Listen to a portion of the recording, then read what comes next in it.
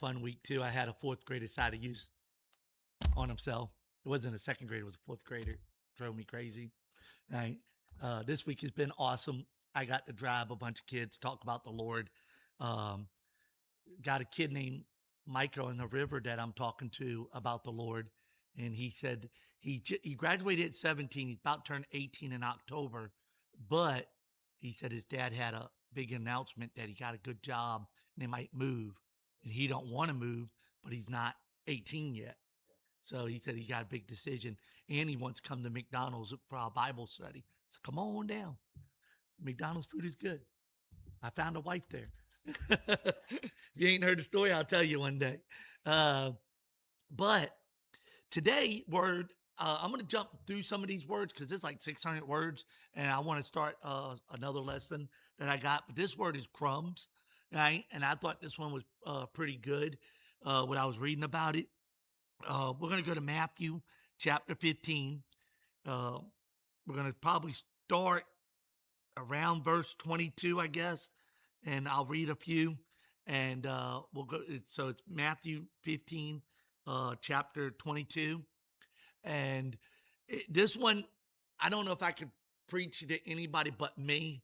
When I was doing this one, it was like God is working on me so hard on things in my life, uh, because you know that old thing is that we had faith of a mustard seed, we can move mountains. Right? I'm trying to get a piece of a mustard seed. I'm trying to get there because I'm telling you, I don't need a mountain moved, except this one closer to my house. But uh, I don't, I don't, I learned doing this lesson how little my faith is, even my prayer life. And I'm a, let me just get into it. All right.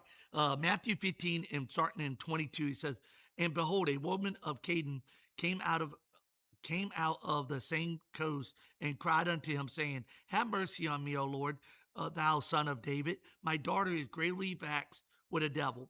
So what she did is she went to the Lord.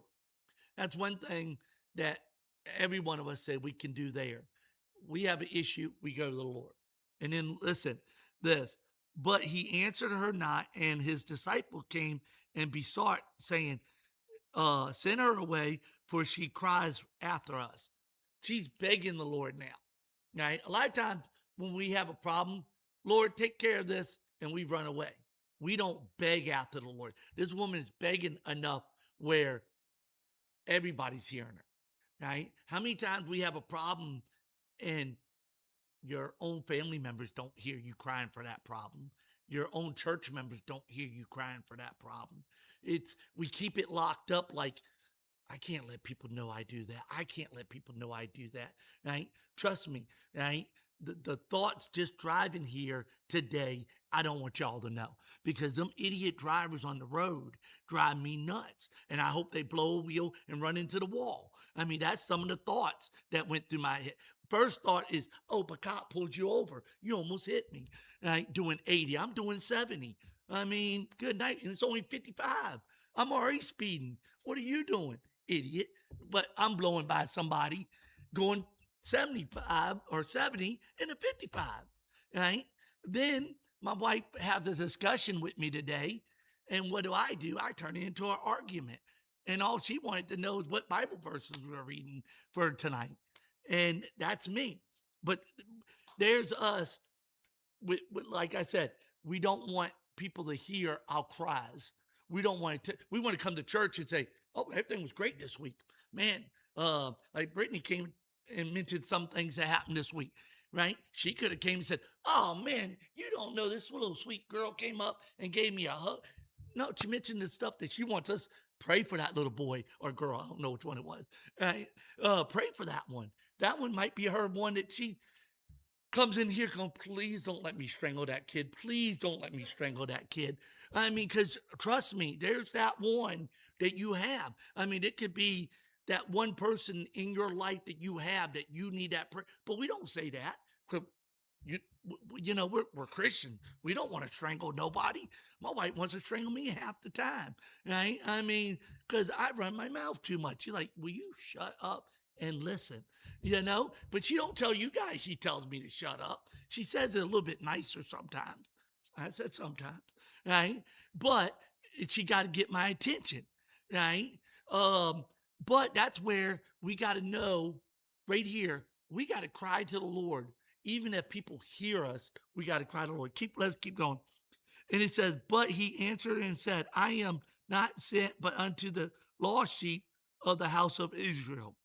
So I guess this woman was saved already. He said, I'm not here for the lost sheep. I'm here for the lost sheep, not to save. Then he said, then came she and worshiped him, saying, Lord, help me. But he answered and said, it is not meet to take to the children bread and to cast it unto the dogs. What he's saying is, don't take the meat to the children to, oh, I'm just going to give it to the dogs, right? What he's saying is, I need to take this to the lost people. I don't need to give it to you, save people. You say, oh, you call it save people dogs? No, what he's saying is, he needs to get people saved for the kingdom of heaven, right? We're already going, we already got it. But then listen what she said. She said, truly, Lord, yet the dogs eat the crumbs which fall from the master's table. And then Jesus answered and said unto her, O woman, great is thy faith, be it unto this even as thou wilt. And her daughter was made whole from that very hour. What God said is her faith. See, a lot of times our faith is good to our standards. It's probably not even close to being bad to God's standards. I mean, we're not even at bad yet. We're like, because you think about this, and I'm guilty of this. How many of us done this? Our dear Heavenly Father, pray for our sister. I'll say Jackie. We don't have a Jackie, so Jackie, right? And then in your head goes, man, that girl ain't been to church so many weeks, and that thought runs through your head and said, but did you ask God to forgive you for that sin that ran through your mind like that? Because I know I have a bad speech impediment. I know I talk funny. I know some of the things, right? And you guys love me for that, and I appreciate that, right? But there's probably somebody online who go, man, what an idiot. But he's supposed to be a good Christian. How many of us will sit there and say something about somebody and say that, like, why does Angie put up with him?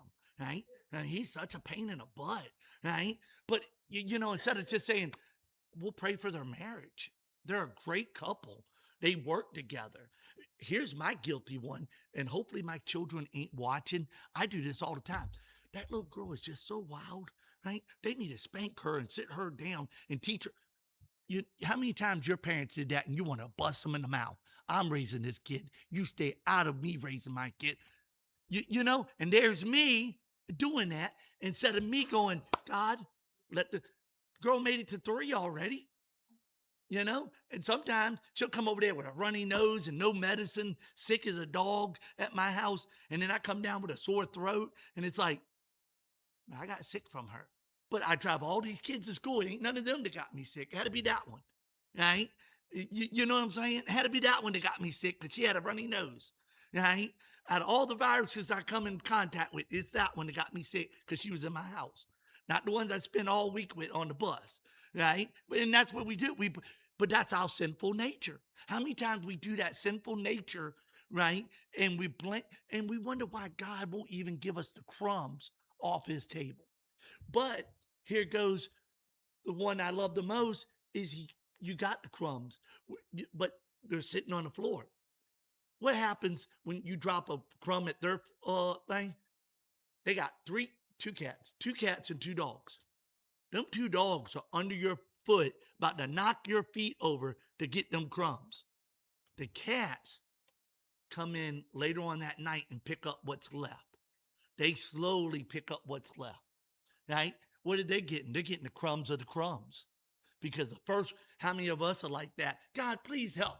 All right, I'll come and check and see if you do it later that night. Later on. I'm not going to be right there as soon as it falls off the table. But then God goes, I set a place for you. Why are you eating off the floor when you got a chair?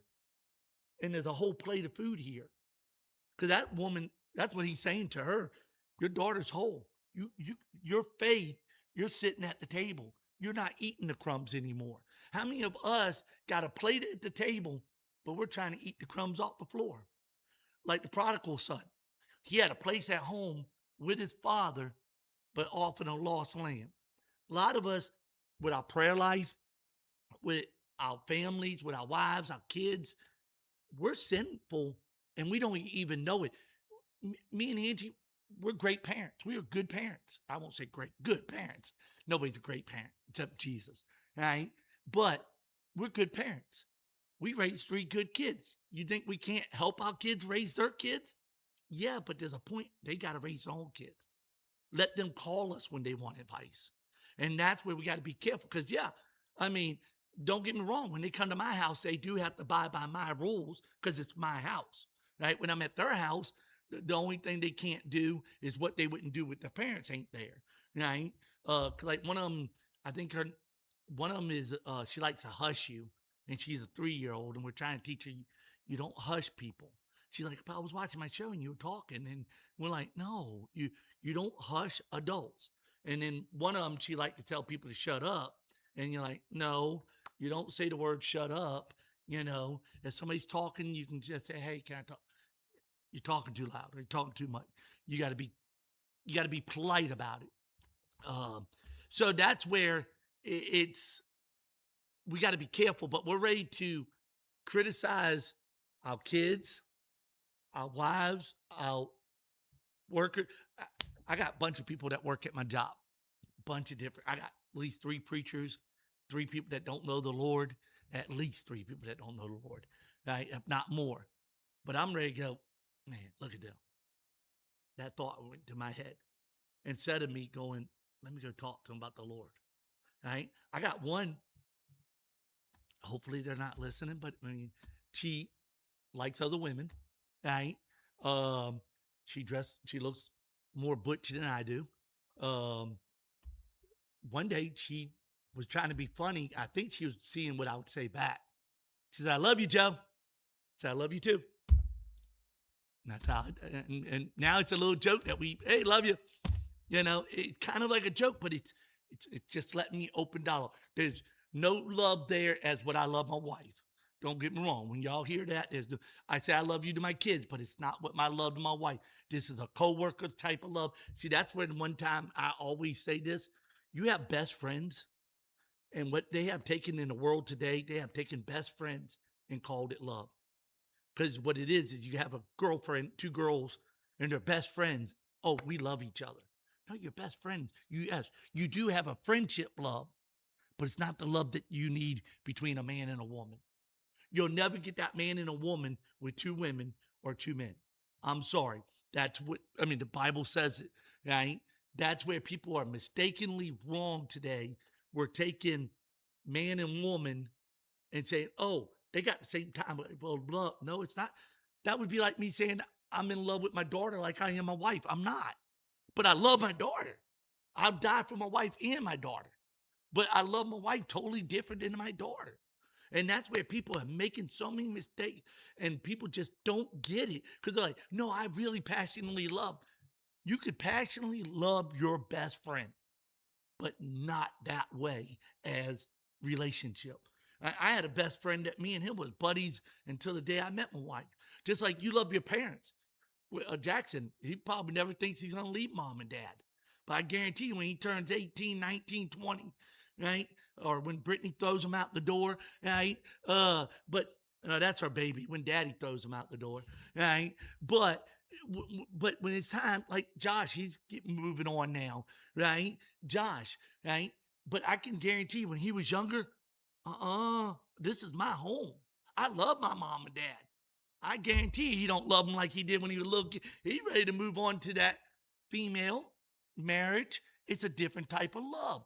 And that's where people don't realize that, right? There's love for friends, love for your parents, but it's not a relationship. The relationship between man and woman.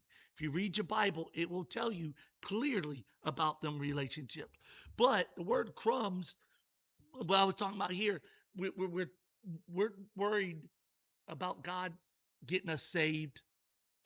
That's the biggest crumb you got to pick up. But we get saved and we're like, "God, Can you help me with this? Can you help me with that? Can you help me with this? And we ask him for but we never ask him, can you clean my heart? Can you watch my mind? Because how many times, uh, and I've been guilty, and hopefully my wife won't get too mad at me because she probably already knows, but who I don't fool is God. And this is the thing, a woman, and you women, you can take it as a man, walks by, very sexy, probably wearing a little bit of clothing. It's not wrong that you see it. It's wrong if you look back at it. And that's been guilty. I look back. Sometimes I looked again, like it's still there, it's still there. And it's not that I want to see it. I want to see it gone, but I keep my dirty mind, sinful mind keeps looking, right? And that's where we're wrong. And that's where the sin comes in. And that's where and did I go home that night and go, oh God, you know what I looked at today? Please forget. No, because I didn't feel like I did it. I wanted to go, God, please get rid of it. God, please. It's still there, God. Can you please? But why am I keep looking? You know? I mean, and did I ask God forgive me for that? No, I just want him to take it away. And that's where God might be going, Joe, you say you love your wife, but why you keep looking? Why you keep looking? Stop. I'm testing you and you're failing horribly. And see, and that's where a lot of us don't look at that. When God tests us, he might test us with the things that we like the most, right? And you go, what do you like the most? I love my wife the most, but he tests me on her a lot. A lot of times with my attitude. He's like, oh, you want your attitude checked? Watch this question she's going to ask you. And she's going to ask me something that's going to make me mad. And I'm about to flare up. And my shirt that I wore yesterday is the perfect shirt. I'm not arguing. I'm just trying to tell you why I'm right. Right? And my daughter bought it for me for my birthday. I actually have a shirt that says that. I'm not arguing. I'm just trying to tell you why I'm right. Right? And she'll tell you I think I'm always right. Right? And I like to get the last word in. She had really laid into me on the last word thing. But that's what God he said, but I thought you said you love your wife. Why are you arguing with her? Right?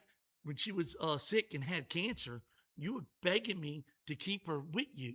Now you wanted to go to the grocery store so you can have 5 minutes by yourself. What's wrong with you? Right? The other day, my boys wanted to play a video game with me, and she had to run to Chattanooga. I did not go. She went by herself. And that's the other thing. So she went by herself. Right? She wanted some, I think she did want some alone time. Right? But I wanted to play the game. Right? But that's where we take that. And you know, I actually prayed about that night. I said, God, you gave me an opportunity to be with my wife, and I turned it down. And I keep saying I want to be with my wife more. And when I have opportunities, I'm turning it down. But then begging God for more time with her. How many of us are like that? Saying, God, I want more time. I want more time. Oh, can I have more time to do this? More. And when he gives you the time, you burn it away doing something else. Guilty, right? When God gives you the opportunity on money. I've been guilty of this. God says, here's $50. Whoa, that could pay that bill or put towards that bill. Hey, you want to go out to eat? There goes that $50. Guilty. I've been guilty of that. I mean, got to eat, right? Well, $50 would have probably bought 5 for 25 at the grocery store, or 4 for 20, or 5 for 20. That's what it is. 5 for 20 at Food City. We usually get the bacon, the ham, the steaks, pork chops, and something else. All depending on what we need. We'll look around, right? But that's our little routine. Sometimes it's the little meatballs, the Italian meatballs, right? But I could have bought that twice. You know, I had 10 different meals in my refrigerator, or go out and eat once. You know, guilty, been guilty. I mean, I'm not saying that like I said, this crumb thing, I'm the one going at midnight, what's left on the floor? Oh, I think I see something here. Oh, that's for me. You know, that's God's blessing to me. I'm guilty of that. I am 100%. I'm not preaching to any of y'all because I don't know where you guys are at this, but I can almost guarantee you, instead of sitting at the table and eating a good course meal, we're all picking up crumbs. But are we picking up the first set of crumbs? The second batch? Because even my son's dogs, I mean, if you got cat, you probably still got one that beats the other one, right? And so it's always a fight. And if you got three, that third one just like, I'll wait till they're done, you know? And so the two dogs are like, and they're fighting. I mean, they're literally licking each other's tongue, hitting the floor at the same time. I mean, so one of them might get the first, and then the cats come by later, right, at their house. Uh, Now, that's where if we're the only one and it's just us and God and we get privately and we start, well, we're going to get the dinner table because there ain't going to be nobody at the table. It's just us and the Lord. If there's any crumbs, they're all ours because there ain't nobody around but me and the Lord. And then I get the little bit of crumb. Why we're not even getting the crumbs? Because we're waiting until we get to church before we, and guess what? Every one of us trying to pick every crumb up while we come in here. Trust me, I'm picking up every pastor's got something, and I'm gonna be that first dog to try to get the biggest crumb. Right? 'Cause I want it today. I mean, I'm gonna fight him. I mean, and he's probably wanting some of the crumbs already himself too, because he knows what he's preaching. Because when I'm preaching this, man, I'm ready to, I'm trying not to drop the crumbs. The food's good because I know what I'm preaching or I'm teaching. And that's the same as him. He's trying not to drop no crumbs because he knows what he's got, but the table's full. Why don't we just sit at the table and pastor come and be ready and eat and don't worry about the crumbs?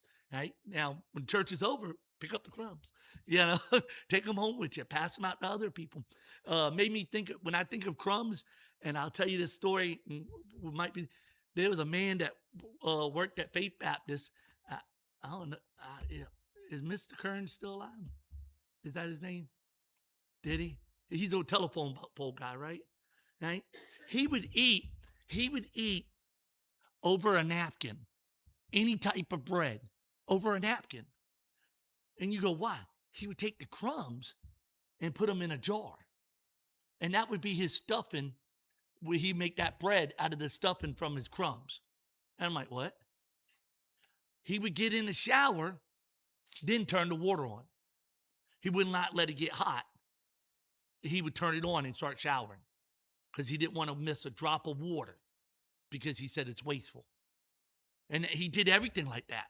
I mean, he did not waste anything. I mean, the cans that you throw away, he would pop them up and rinse them out, or like I'm talking about, like dog food cans, or and use them for like holders. I mean, he was a pat rat. Right? He collected everything. He thought it was wasteful to throw it away. I thought he was going in the dumpster getting food sometime, right? But he wasn't. He was just getting different items that people threw away. He didn't let, I mean, a pencil this big was still useful for him, because he thought that was wasteful. I mean, you getting, and I'm like, Mr. Kern, what are you doing? We got 25,000 pencils sitting here. You got one that big. Got a little bit more lead in there. I mean, he thought it was wasteful. I mean, he would pick up any pen and keep. I mean, I do that though. I'm a pen collector. See, I even got one with a broken thing. Right? I collect pens. Right? Um, but pens until they stop running out of ink. I mean, how many times we buy pens and we got pens all over the place? I think he had one pen in his whole apartment, and that's the only one he would use. When that one finally, he would get a second pen. Right? Never, but we as Christians, how much do we waste daily? I mean, how many of you done this? And I've done it, but I have done it both ways. You got a soda. You open it up that night, you took 2 sips out of it, you put it beside you, and you passed out and fell asleep. Right? You wake up the next morning, it's flat as can be. Right? Because it's been sitting open because it's canned soda. It wasn't a bottle. Right? So it's flat. You still drink it because you don't want to waste it. I've dumped them out before, but I have drinking them too because I didn't want to be wasteful. Right? So I've done it both ways. But then soon we run out of sodas and all them drinks you dump down the drain. I think one time my wife went into my boys' room because we buy them sodas. She found over 6 cans of sodas that she found like 35 cans of sodas, but she poured them, every one of them that had something, and made 6 cans. She's like, that's a 6-pack of sodas that y'all wasted. If y'all gonna waste sodas like this, you ain't gonna have no more. And she was like, she would literally, where's that soda can you just had? Upstairs, you can't have another one. So that one comes down, you're not getting it. And she started doing that, checking on them because it was wasteful. But how many of us are like that with God? He gives us a blessing and we're wasteful. God gives us more than a crumb. Y'all animal lovers, I don't like feeding my dogs at the table. I've never been. I always think people that do that drives me nuts when I'm at the house. But if they're animals, they're dogs. Because I don't want them begging or give me because I feel like I gotta feed them. I love dogs too, but it's like go away. I'll feed you when I'm done, or I'll even give them some of their food so they'll leave me alone. But how many of us will take? They'll feed their dog. They'll cut a nice little piece. Here you go, and then take a bite, and they'll feed them what they're eating, right? And that dog's eating healthy, but he knows where to sit. We got a Jesus. Where are we sitting? He's willing to give us a seat at the table, and we're sitting in the living room. I guarantee you, my son's dogs are not sitting in the living room when you're eating dinner. They are under your. You could feel them under your feet sometimes because as soon as they hear something hit the floor, I mean, I had to knock one away because my fork hit the floor because I dropped it. And I was like, wait, my fork? I mean, I was going to still use it. And they're like, oh, don't do that. They lick the floor. And I'm like, oh, yeah, give me another one. Right? Because I'll pick it up and use it. I mean, I'm 5-second rule. I was in the military. Right? I mean, realistically, as long as there ain't no ants on it, it's still, I mean, 5 seconds, as long as an ant don't hit it, you're good as long as you want, you know. But here was I'm saying. I know it's just a word called crumbs, and that's what I was going with. But how much of our lives can be so much better if we just eat the meal and not go after the crumbs? We keep begging God for the crumbs. And I'll be the first one. I am begging for the crumbs because I know God's crumbs are better than Satan's anything. Right? Don't get me wrong. Them crumbs are great. If you can get a crumb, take it. Right? I'm not saying don't go for the, but go sit at the table sometimes. You know, God's fighting you to the table. And when you go, and that was one of the other things. When you go, let them hear you coming. Right? This morning, my wife, for some reason, we were both up all morning. I was up at 4 something, heard her moving at 4 something. She said she was up at 5. I was up at 6. We both were up at 7 something. And she wakes me up at 7 something. And I'm like, where you going? And she's like, I'm hungry. So she went and made breakfast for us this morning. And by the time I actually got out of the shower, breakfast was ready for me. And I was like, oh, cool. And I thanked her twice for it because I was hungry this morning. We usually don't eat breakfast before we come to church. This morning we did. We had some double eggs. uh, so uh, it's been, that was a blessing right there that God gave me. He gave me a crumb that my wife woke up. Or I mean, we both could sit there and complain, "Oh God, why didn't you give us no sleep? Why?" Right? But I got a crumb because she cooked breakfast this morning for me. Right? She might have got a crumb because she felt good for cooking the breakfast. I don't know if she did or not. I mean, sometimes I feel good when I make her breakfast. I mean, that's just me. I mean, I don't know how you women feel about cooking because you do it so much most of the time. You probably don't feel like it's a crumb anymore, right? I mean, I feel like if you make the person in your house happy, mostly because how many of y'all have a favorite meal, right? When your person makes that favorite meal for you, it's like, yes. And you get that crumb. But imagine God wanting to give you the full meal and all we're like when my wife makes spaghetti, she'll make it. And then sometimes she'll throw the meatballs in. Right? And I'm like, man, she's giving me the. What if I just said, oh, don't worry about the meatballs. I'll just take the regular noodles and sauce. That's it. That's what we're doing with God. We're only taking a little bit. Um, but I know I can go on and on about this. I just want it's just something that bothered me. Mostly when we start praying and start thinking about stuff, let's clean ourselves first. And maybe God can at least start giving us the crumbs. A lot of the time, we're praying the total wrong way. When we're praying with sarcasm almost. Like, God, please help Brother Joe and not let him talk so much. Um, or, I mean, I'm trying to be funny a little bit there, but I mean, you understand what I'm saying? We're praying for people, but we actually in our mind say, God, forgive me. Because I tell you, if you knew half of my thoughts, right, you'd probably be like, man, he's wicked, right? Because our thoughts are so evil. It don't mean you say it. I mean, how many cuss words have we said in our heads this week, right, without saying them? Don't mean that we're evil or anything, just they pop up there. Think about the thing. I don't even want to try to do this because I know I'm getting things that pop in your head. And you're like, I'm at church, Joe. I don't want to think about that. But the things that pop in our head all the time. And we're like, why did, like, your favorite song, I love rock and roll, something like that. And you're like, I shouldn't be singing that in church. But that's what pops in your head. And that's the things that come and rush in your head. Why ain't it Amazing Grace or this song or that song, right? And when you get a joke, why do you always got to be the dirty joke that comes up before the clean one does? You know, and that's where our minds are so perverted. How many times we ask God to get rid of that on us so that we can get to the point where God wants to bless us? Let us pray. Our dear Heavenly Father, thank you for this day. Thank you for all your many blessings. Thank you for the Sunday school hour. Thank you for our church members, our pastor, our pastor's wife, their kids, and all the people that are still traveling to get here today. Keep them safe and just give